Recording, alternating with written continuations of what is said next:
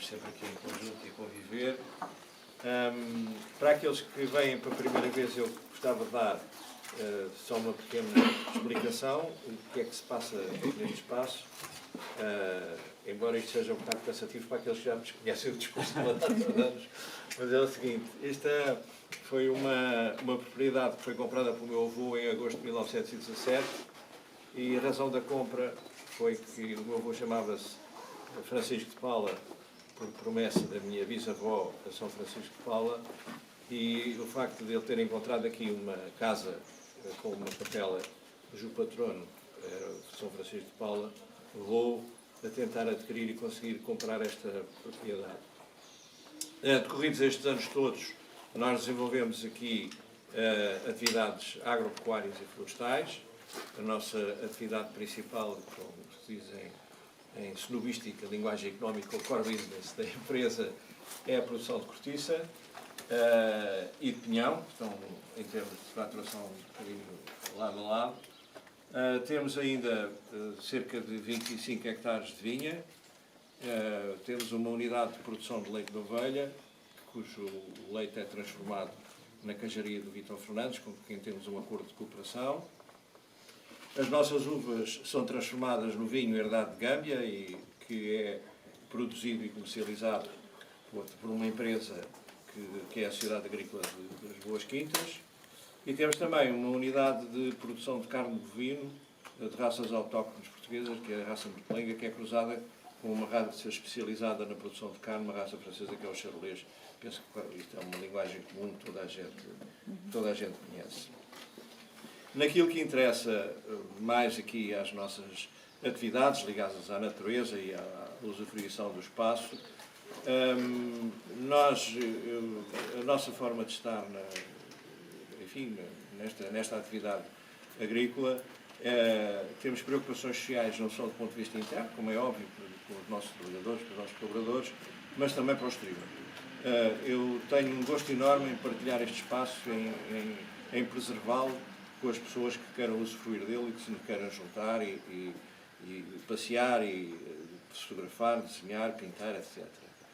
E há uns anos atrás, pelo gosto que tenho também pela parte da ornitologia, desenvolvemos um pequeno projeto, que é uma coisa, no fundo, quase insignificante, que é numa área de salinas que está descontinuada, porque a produção de sal não é economicamente viável. Criámos um espaço de observação da natureza e de observação das aves. Podem ver daqui a pouco quando saírem a passear. Aí instalámos 3 observatórios em madeira, onde os mais carolas pela observação das aves e pela fotografia se podem instalar com o conforto, enfim, de terem um banquinho que me voa o rabo, porque é passado muito tempo sentado, mas onde podem fotografar as aves e observar e tomar os seus apontamentos. Queria-vos dizer, isto é uma pincelada muito genérica, depois fica à disposição daqueles que quiserem para responder às perguntas que entenderem. Deixem-me só interromper por 5 segundos para vos apresentar a minha mulher, Ana Maria. Bom dia. Olá, bom dia. Onde já conhecemos, não é? Gostava de fazer aqui um sublinhado em relação a esta preocupação que nós temos da proteção da natureza e do ambiente.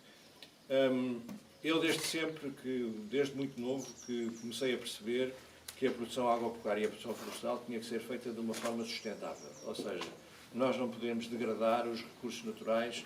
Apesar disto ser uma propriedade privada, nós temos responsabilidades nesse aspecto. E é essa a nossa filosofia. Nós funcionamos tanto na parte florestal como na vinha, em produção integrada, quer dizer, que é o último escalão antes da produção biológica.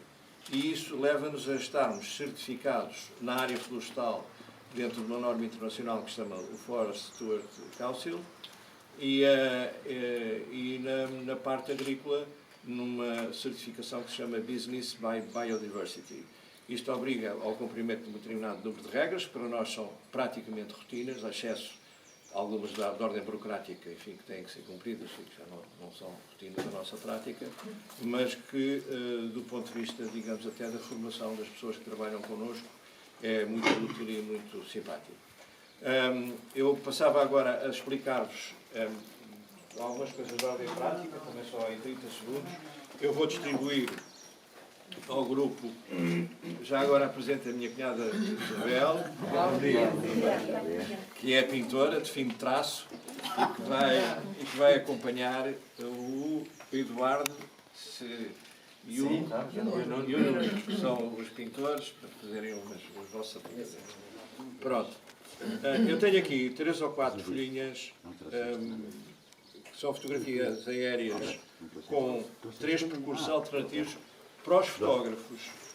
Eu não vou dar conselhos, vou apenas fazer sugestões.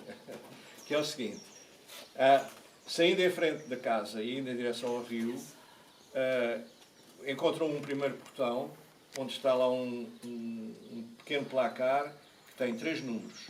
Tem uma seta para a frente que diz número 1, tem 2 setas para a esquerda que diz número 2 e número 3. Depois, se optarem para ir pela esquerda, encontram depois, no meio das ervas, um outro placar que diz 3 para a esquerda, 2 para a direita. O que é que isso significa? Significa que são os trajetos de acesso aos observatórios que estão instalados.